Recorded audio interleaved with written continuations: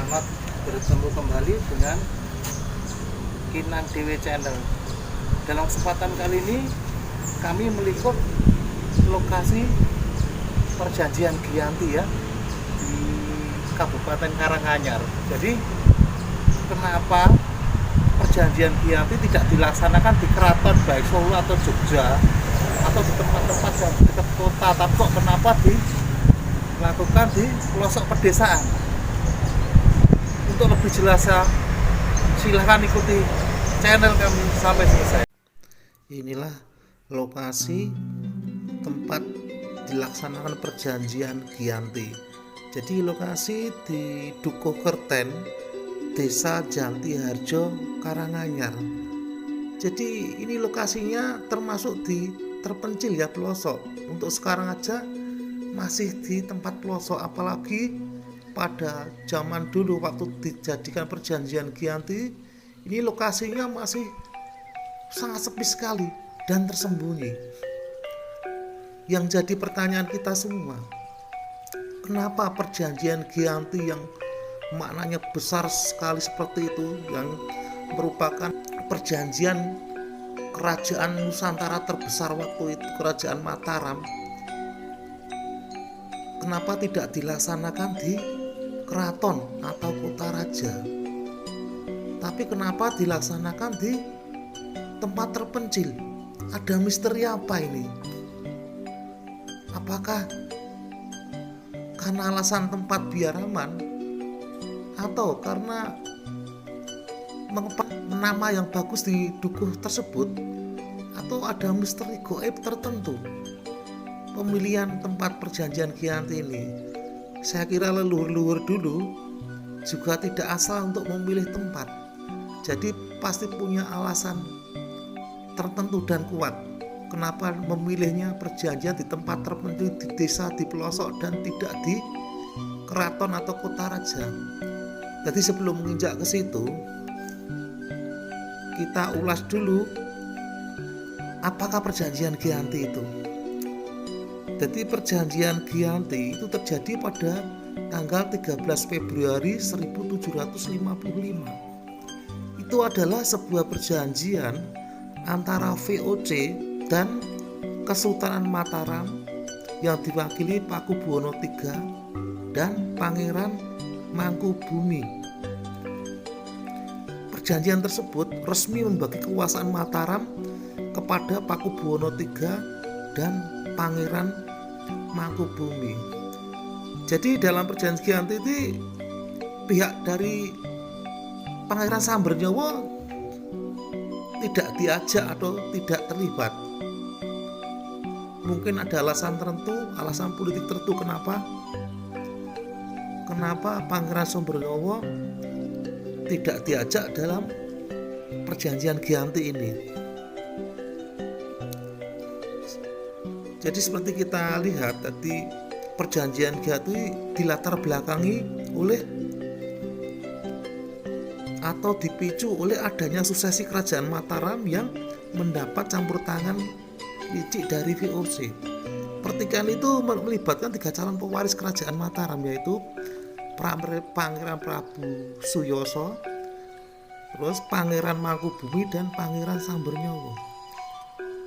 Seperti telah kita ketahui semua, jadi dari silsilah bahwa Amangkurat IV ini mempunyai 3 putra, yaitu Arya Mangkunegoro, itu yang merupakan bapaknya Pangeran Sambernyawa, terus Pangeran Pakubuwono II atau Pangeran Prabu Suyoso, dan Pangeran Mangkubumi. Jadi Arya Mangkunegoro itu merupakan putra sulung dari Amangkurat IV yang seharusnya meneruskan tahta Amangkurat IV, tapi justru diasingkan di Sri Lanka. Namun dalam perjalanannya, VOC justru menaikkan Pangeran Prabu Suyoso atau PB2 sebagai raja. Kemudian PB2 pada tahun 1745 sampai 1740 kemudian memindahkan istana atau keraton dari Kartosuro ke Surakarta. Nah, jadi pada tanggal 20 Desember 1749 PB2 meninggal. Situasi ini dimanfaatkan Pangeran Mangkubumi untuk mengklaim tahta Mataram Islam. Namun klaim Pangeran Mangkubumi tidak diakui oleh VOC yang justru menunjuk putra PB2 yang bernama Raden Mas Sujadi menjadi PB3. Naiknya Pakubono II yang didukung VOC mendapat perlawanan dari Pangeran Mangkubumi yang berkoalisi dengan Pangeran Sambernyowo. Sampai untuk memperkuat jalin kerjasama itu, Mangkubumi menikahkan putrinya dengan Pangeran Sambernyowo. Dalam menghadapi Pangeran Mangkubumi yang berkoalisi dengan Pangeran Sambernyowo, VOC merasa kesulitan lantas melakukan politik pecah belah untuk memisahkan kedua pangeran tersebut. Pada tahun 1750 rencana VOC berhasil dengan Pangeran Sambernyowo menggantikan kerjasamanya dengan Pangeran Mangkubumi. Akhirnya VOC merayu Pangeran Mangkubumi agar berunding setelah pecah kongsi dengan Pangeran Sambernyowo, dan VOC berjanji untuk membagikan kekuasaan Mataram sebagian kepada Pangeran Mangkubumi. Nah, dari peristiwa itu akhirnya terjadilah perjanjian Giyanti dan tidak melibatkan Pangeran Sambernyowo. Akhirnya Pangeran Sambernyowo begitu tahu ada perjanjian Giyanti melakukan perlawanan, memberontak, karena dia Pangeran Sambernyowo tidak terima, karena Pangeran Sambernyowo juga mengklaim berhak dengan tahta Mataram sebagai salah satu cucu Amangkurat IV. Karena Pangeran Sambernyowo itu anak Arya Mangkunegara, putra sulung Amangkurat IV, yang seharusnya menggantikan Amangkurat IV untuk naik tahta, tapi diasingkan di Sri Lanka. Akhirnya VOC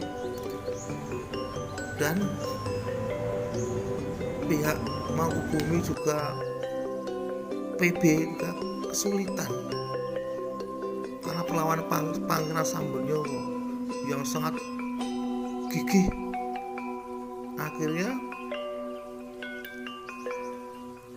Akhirnya dilakukanlah perjanjian Salatiga untuk pemecahan wilayah lagi. Akhirnya Pangeran Sambernyowo mendapat wilayah di daerah Matese dan Sukowati, juga sekitarnya. Dan ini dari deteksi energi, ternyata di tempat perjanjian Giyanti ini energinya sangat tinggi sekali nih.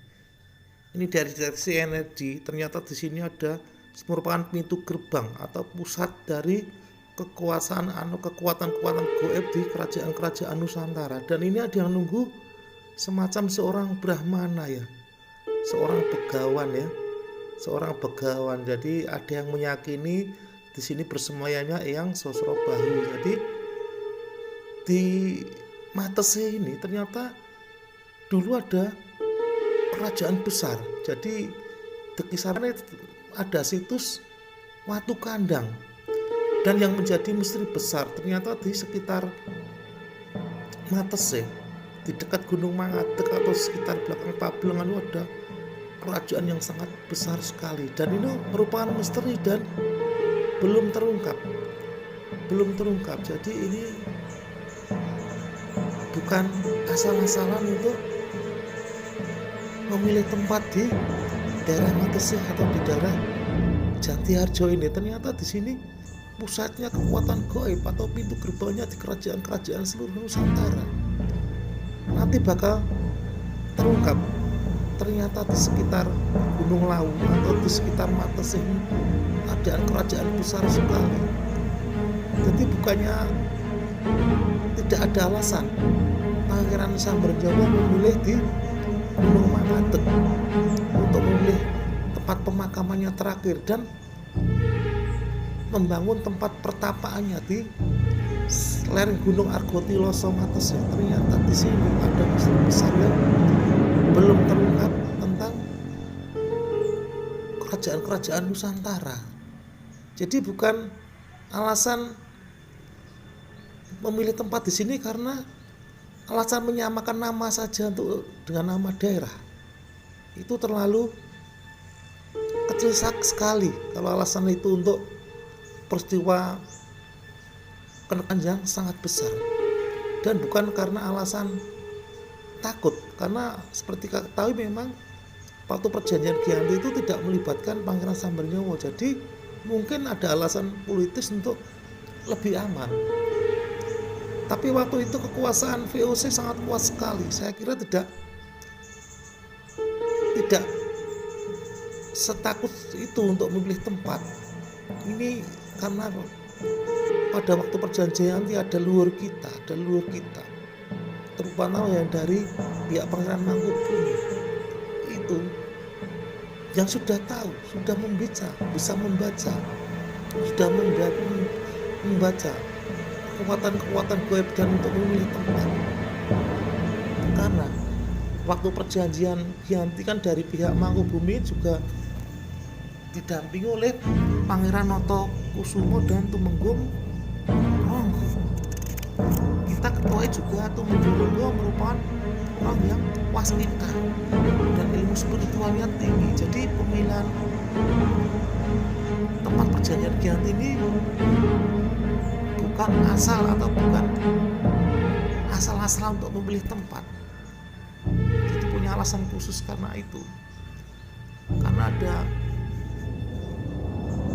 kekuatan gaib untuk mensinkronkan, karena peristiwa kenegaraan Nusantara dan akan berlangsung secara terus menerus.